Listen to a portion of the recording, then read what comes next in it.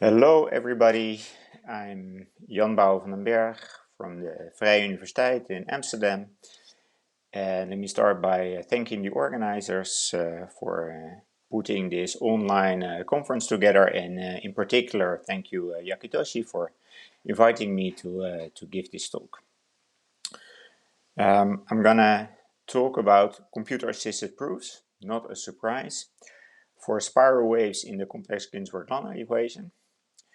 And so this is joint work with our former PhD student Wouter Vrije.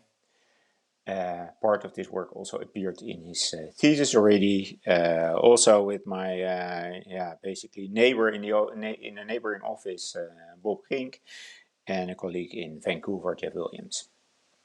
This is still work in progress, but I thought it would be nice to tell you something that is exciting me, and that is a bit new, but it means that not all the proofs come with 100% guarantee yet. We went through all the proofs, but we did not double check everything yet. It is not, so parts have been written, but we don't have a preprint out yet. So I should warn you about that. Okay, let's get going. What is this complex Ginzburg-Landau problem? It is here, so it's a partial differential equation that appears a lot in pattern formation. It's somehow a normal form for what happens near the onset of a finite wavelength instability. So psi in all of this is going to be a complex number, and it depends, it's a function that depends on space and time. Space in our case will be two-dimensional x there. And this is the PDE. So this Laplacian here is the spatial Laplacian. Of course, since psi is complex, there are all these complex numbers floating around. And alpha hat and gamma hat are parameters. They're real valued. And they have heads because later on we'll rescale, and then we'll have other parameters without heads. And the type of solution that we're looking for is something that you see a lot in simulations, not just in this equation, but also in other reaction diffusion systems, and that is spiral behavior. And in particular, we're going to look for spiral waves that basically are this picture. So you have a spiral, and it's a wave because this, you should think about this as a rotating picture. So it rotates at a constant angular speed, rigidly rotating. That's the type of the solution we're going to be interested in. But before we go there, let me first talk a little bit about some basic properties of complex Ginzburg-Landau, just to get a feeling for what's going on. So here's the equation again, and it has some very simple solutions, namely plane wave solutions, basically cosines that move at fixed speed in a certain direction. So x here is just one component of the two-dimensional spatial plane. So this type of solution does not depend on the other spatial variable. So it's a plane wave, but it oscillates in this x direction, and it oscillates in time. It's just moving along at a constant speed. So k here, the wave number, and omega, the frequency, they're real valued.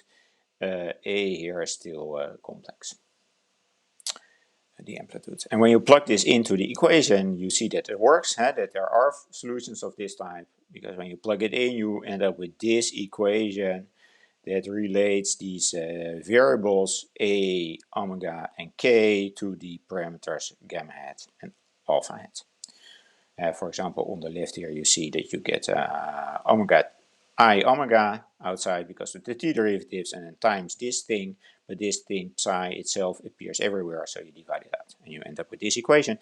It's an equation for complex numbers, so it's really two real valued equations, namely these. Don't need to look at the details so much, and then you see that for any k in between -1 and 1, you can find an amplitude a and an omega frequency given by this. And for these values, that is a solution. So you have all these plane wave solutions. Okay, so these are simple type of solutions, but these are the solutions that you see when you just stand here and you let the rotating wave pass you, basically. And when you stand here, you don't really see the center, but you see just, you see some cosines passing here. And that is basically this type of solution in the far field that you see. Okay, and there's another important property of this complex Ginzburg-Landau problem that also comes back later, and that is that it has a symmetry, and that makes it very special. If you have a solution, it's a very simple symmetry. If you have a solution, then when you multiply this solution by any complex number of modulus 1, so this is just a number on the unit circle in the complex plane, fixed a, for any fixed a, then this is again a solution. Basically because this disappears when you take the modulus here. Because this looks maybe a little bit like our usual u cubed nonlinearity, but notice that it is the modulus squared there, so that this is not seen basically by this part psi squared. Okay, so every solution comes in a family of solutions. That is the thing a one parameter family, so that is the thing we should take away. Okay. Now we go to spiral waves. Here's just the PDE again, and when you look for spiral waves, you plug in an ansatz that you are looking for rigidly rotating solution. So we're now going to use r and theta as polar coordinates in the plane, a spatial plane, and we're looking for solutions of this type where the general solution psi, it really depends only on r and theta minus omega t for some rotation speed omega. When you plug that in, you get a PDE for phi, and you need to solve that. That is in general, but for complex Ginzburg-Landau there's something special happening, namely that you can do a more specific ansatz, namely plug in complex exponential of this type times a function that only depends on r, the radial coordinate in my plane. Here's still the polar part, theta. But it only appears in this way in the complex exponential here. Omega hat here is a priori unknown rotation speed. L is just a natural number, because when I take theta plus 2 pi, I should get the name and the same back, right? Because that is the angular variable in the spatial plane. Okay, and a is some function only depending on r, and r, since its radial coordinates, goes from 0 to infinity. And a is still a complex number. But since when I plug this in, I get an equation for a, and a only depends on one variable, it will not be a PDE that I still need to solve, but I need to solve an ODE. And that makes spiral waves in the complex Ginzburg-Landau problem, makes it special. And this turns out to be the ODE that I need to solve. Okay, still it looks like a complicated beast, but what is important is it is an ordinary differential equation. And now we're going to simplify a bit the equation by doing some rescaling. In particular, I go rescale and I introduce a new parameter, gamma, without a hat. Alpha completely disappears after the rescaling. Alpha hat, it is of course hidden in this parameter. And also it is hidden in this new unknown rotation speed, omega. Yeah, there should have been a hat here, but okay. I also just choose one of the natural numbers, L equal 1. Just the simplest spiral. Okay. Then the equation looks like this, and it already looks a bit less intimidating. But okay, we need to solve it. We need to find certain solutions. Of course, not the solution a equal to 0, which is a solution, but it would not lead to anything interesting. So what do we need? Well, it needs to satisfy these type of boundary conditions. When r goes to 0, of course, the equation seems a bit singular, but in fact, the equation is not difficult near r equals 0. But we need that a behaves linearly in r when r goes to 0 with any amplitude. So a0, that is a complex number. When r goes to infinity, there should be oscillatory behavior, because otherwise I don't get the spiral pattern. So there's oscillatory behavior with some amplitude a infinity. Okay, so that type of boundary condition we need. And it is important to still also remember that finding omega is part of the problem. Gamma is a parameter, it's fixed, but omega we still need to find. Now near r equal to 0, as I said, the problem is actually not that hard. You just put in the power series Ansatz, and you find that there's a recursion formula for all the Taylor coefficients. And as we'll also see later in the proof, in fact this has a finite radius of convergence, and so near r equals 0 we can construct solutions that satisfy this property. Near r, when r goes to infinity, things are a bit more complicated, and I'm going to talk about it a bit more later. But before I do that, we're going to see whether we can expect solutions or not by doing a dimension count. Okay, so our phase space, I say here, is 4-dimensional. Why? Because this is a second-order equation, but a is a complex number. So if we go to real valued functions, it is a 4-dimensional phase space here. And of course we have r here going from 0 to infinity.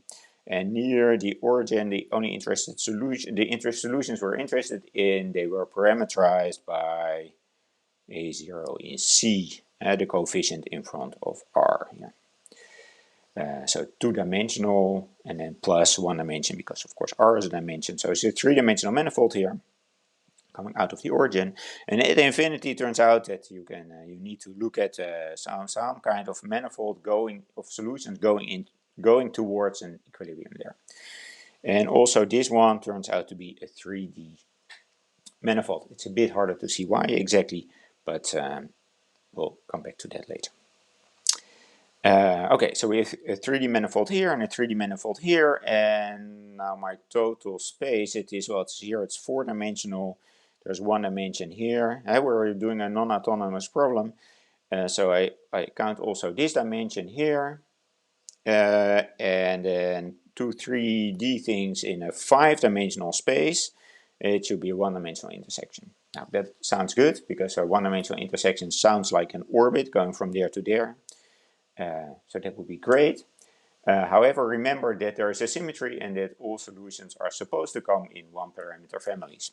So apparently I cannot expect such a 1-parameter family of connecting orbits in here, but I also need to find still omega as part of the problem. So there's a parameter I can tune, and when I tune it correctly, in fact this intersection becomes 2-dimensional, and I do indeed find connecting orbits. Okay, so with this dimension counting argument, I can now go on and try to really prove that it is there. Of course, I can try to first try to find it numerically, and then prove that the numerics is correct using computer-assisted proof. Okay, well, how does this analysis near infinity work? Let me go into a tiny bit of detail there, but this is the only detail basically in the whole talk. Okay, near infinity, I would like to find solutions that behave like when r goes to infinity, it should oscillate there with some non-zero amplitude. Okay, well, when I look at this, I think maybe I should actually use polar coordinates in the complex plane of values that a takes, right? So let me write a as a modulus times exponential of I times its argument. And then I find ODEs for this rho and this phi. The rho and phi are now real valued, right? So now I have just 2 equations of second-order equations of real valued functions. Okay, I still want to go to 1-dimensional, to a system of first-order equations. So how do I do that? Well, in the standard way, I introduce the first derivative of rho, call it sigma. Of course, then rho prime is sigma, and sigma prime is this right-hand side when I move this over there. What else do I do? Well, I need to do the same thing for phi, right? Phi r should get a name, call it psi. And then notice that in these equations, the only places where phi appears is here, and there's always a derivative. So phi itself does not appear anymore in my list here. Only derivative which I now call xi. And then to make everything autonomous, I take the 1 over r and give it a new name, say that it's a new variable chi. And then chi prime is, well, I take the derivative 1 over r, so I get minus 1 over r squared, so that is in fact minus chi squared, so that's the equation for chi, and chi appears in several places over here because 1 over r appeared in several places over there. And I have a 4-dimensional system, autonomous, so I know how to do analysis, and I look at the equilibrium that is of interest, and I determine its stable manifold, in fact, its center stable manifold of all solutions that go towards this equilibrium. There's the center part, which is still part of the solutions that go towards equilibrium because there's this chi prime equals minus chi squared, and it has solutions 1 over r. So things that in fact go to 0, but not at exponential rate. Okay, and when I do the dimension count there, then I end up with that picture of the counting dimensions. Yeah, 3D there. Okay. And it becomes clear I need the center stable manifold, which we'll come back to later. Okay, so we're gonna then try to do numerics and then a proof. So how does the proof work? Well, I'm gonna chop up my real line. Well, it's half line now, right? R only goes from 0 to infinity into pieces near the origin and describe the solution with the Taylor series. Taylor polynomial, of course, to have an approximation, but the Taylor series to have the full solution, and then some Chebyshev series in the finite middle part where I just need to integrate the ODEs, and then here all the way from some finite value to infinity, so that's a big part, of course. We use parameterization of the center stable manifold to describe the solution. Well, many parts of this are by now very standard, Taylor series, but also Chebyshev series, and even how to deal with that in a computer-assisted proof setting. This part I will talk about a little bit more, the parameterization of the center stable manifold. Remember also that I still need to also determine omega as part of the unknowns. I of course need to put boundary conditions here so that the different pieces they fit together. And remember that the solutions come in a 1-parameter family, which is annoying when I want to do a contraction argument. So I need to pick one of these solutions. So I put in a gauge condition so that I only try to find one of the 1-parameter family. Okay. How about this part near infinity, the center stable manifold? There are different ways, no doubt, to approach this. What we did was we used a parameterization method, inspired by the parameterization method for stable manifolds.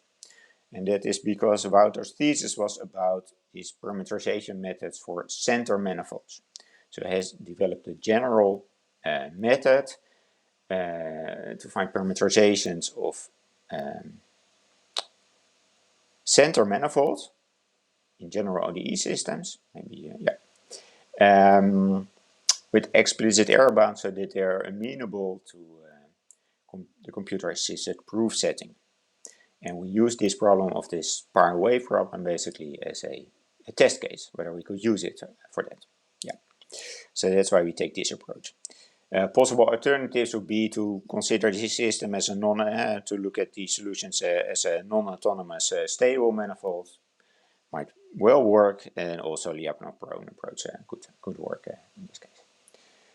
But we take this approach, so let me explain a little bit what this does and where it's different from the parameterization method that we're kind of used to by now, I think, for stable and unstable manifolds.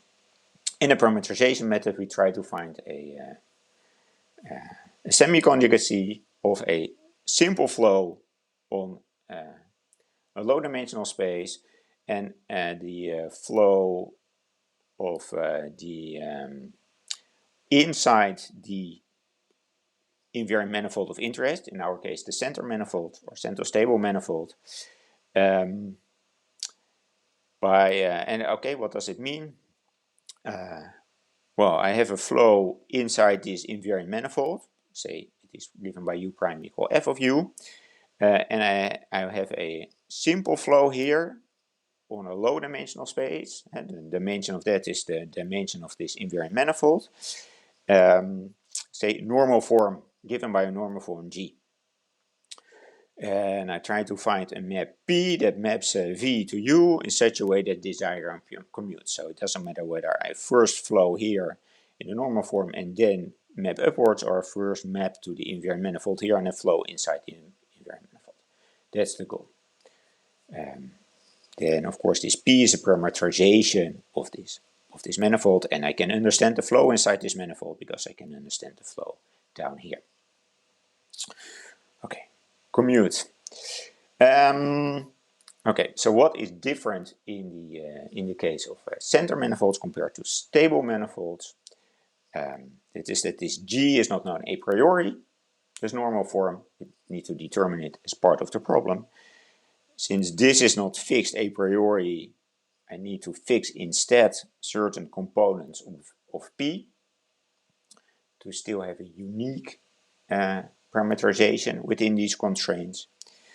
For center manifolds also this P is unlikely to be analytic, so you have to work in a space of CK functions, which leads to a lot more technical work that is needed, especially when you want to get explicit constants. Also, because we're looking for center manifolds, since they're not unique, and when you look at all the work that has been done to understand these in the past decades, we need some cutoff functions, so that needs to go in. And finally, the proofs to get a contraction for these center manifolds, it proceeds via the time-tau map. It is not unnatural to do that. It's in fact very natural based on what we know, what people have learned in the past decades. But it means that you have to push all the explicit constants through this process of going to the time-tau map. Okay, so this is major part of Wouter's thesis to in fact think about how to set that up and get a good contraction, and then also how to really make everything explicit. Okay, so then we do the usual parameterization method, the usual parameterized Newton-Kantorovich method on the entire problem. The implementation in this case is inspired by ideas of Jean-Philippe Lessard and Maxime. But then where we take an approach where we work on a product space where we have many radii. This requires bookkeeping, and you need to work with a list of inequalities, but you postpone basically using the triangle inequality, so you have a bit more flexibility. And in the end, you can really also interpret this as working in a single Banach space with a well-chosen weighted norm. And then we need, as usual, but this is in my language, I'm referring here to the experts because they already know what is going on. I need to get somehow that some polynomial in R is negative.